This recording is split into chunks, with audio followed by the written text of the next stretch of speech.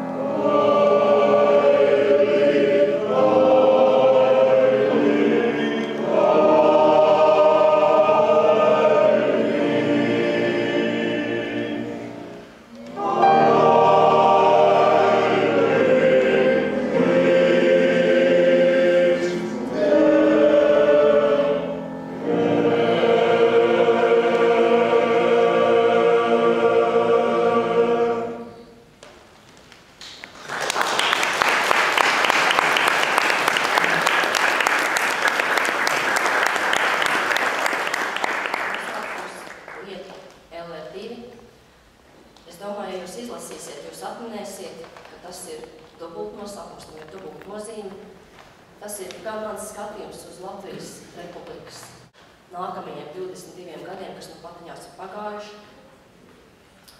Un vienlaicīgi cauri krājumiem radījās fragmenti vai tādi sižeti no tautas visklausītākā radio, kas ir Latvijas Radio 2.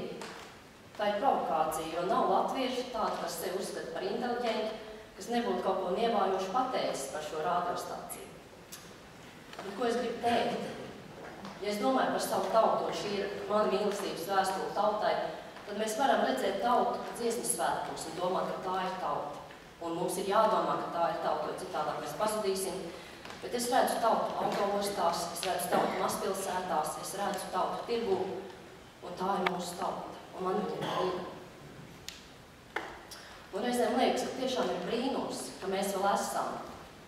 Un pirmo dzejoli es nolasīšu saistībā ar to, ar manu uzskatu, kādēļ es domāju, ka mēs vēl esam, jo priekšlapā, ja jūs atvērsiet, tur ir mūsu pašu latviešu brūnaļu un sievu, kas viņu ved saitē.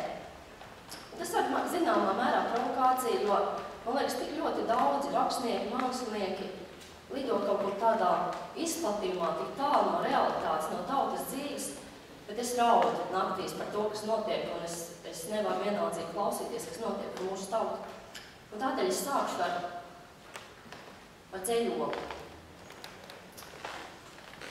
Man kauns, es nemāku slaukt godu, bet Brīvības bulvāra galā, kur kādreiz stāvēja Ļeņins, es uzcelšu pieminekli Govī un sievai, kas pieglaudis pieri viņas stāvam, cauri kariem, mēriem un mūžiem, slaut siltu pienu saviem bērniem.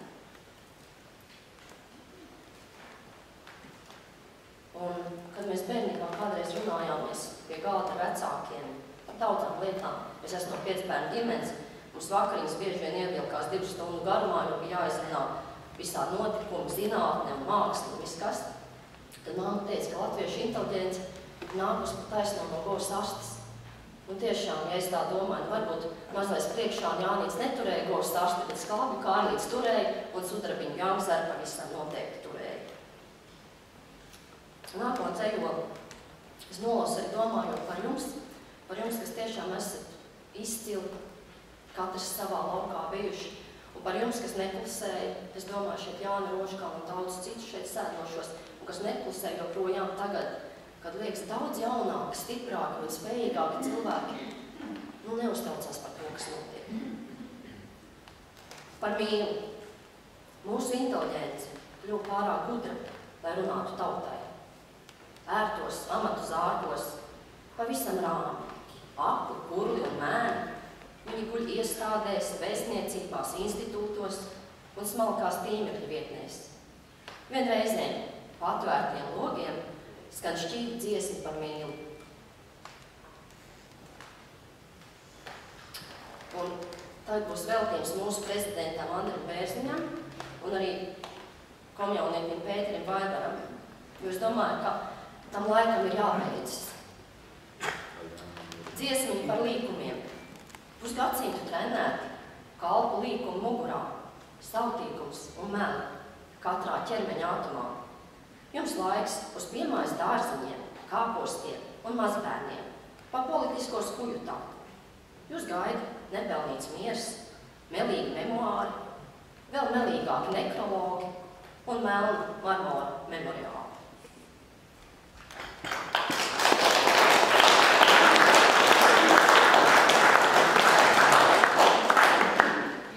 Es savā nepārāk garajā mūžā esmu piedzīvojis, jau piedzīvosim 4. naudu. Un dzejolis. Eiro.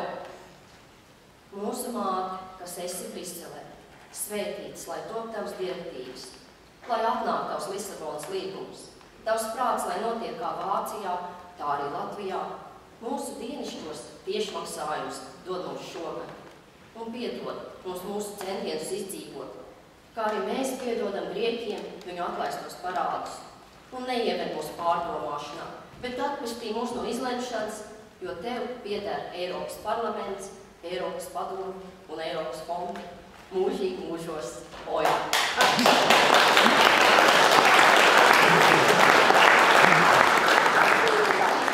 Es nolasīšu tie tā kā uz krājumu beigām, jo krājums ir skarbs. Ziemassvētkos nelasiet viņu, vai lasiet no beigām. Kādreiz mēs mācējām atvērt zemi, ielikt kartupeli, aizvērt un gaidīt.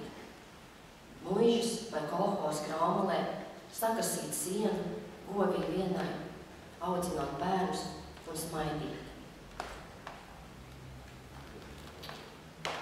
Un tagad mans skatījums uz eņģeli. Man pašai pirmais bērns piedzima 17 gadu vecumā, jau man 3 pieauguši bērni, bet tas ir tā kā par mani. Eņģelis. Viņš bija iekritis tieši no debesīm, klēpja jaunai mātei Valmieras autobusā. Viņa runāja telefonu par mantām un cenām. Viņš vēl runāt nemācēja. Es viņam uzsmaidīju. Viņš smaidīja pretī. Viņa ir tik jauna un dumja, bet es viņu ļoti mīlu. Un pasaule ir jauka. Man vajag tikai brāli. Es piekritu. Neviens nemanīja mūsu sazvērstību. Mēs vienojāmies, ka tiksimies citos klēpjos, autobusos, zem krāsotām lupām un telefoniem. Un pēdējais dzejos, tas ir tā kā izskaņā, kam es ticu un kas notiks, un ticēsim visi. Nerauda Latvija, pagaidi. Dzīvosi, brīvībā dzimuši bērni, skaidrajās acīs. Piecelies Latvija, pasmaidi. Atgūto zemi, viņa ārs un tīriem sviedriem slacīs. Notrīs Latvija, ieklausies. Baznīcu zvanu skanēs un Dievam paldies sacīs.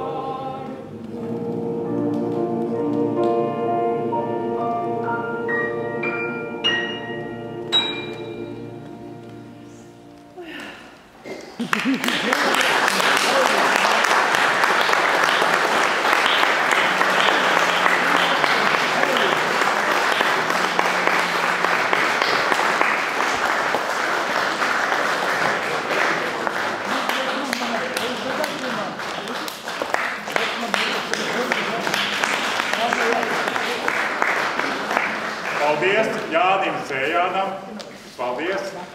Paldies Sējānai. Paldies Mānai Sējānai. Profesors Vēns Silvers. Lūdzu.